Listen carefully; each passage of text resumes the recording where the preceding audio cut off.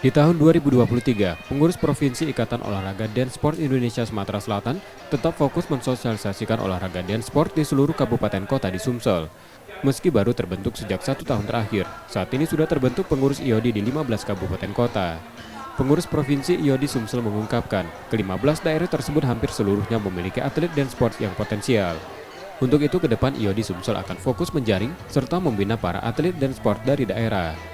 Ada beberapa daerah yang jelas pasti kota Palembang lah ya gitu.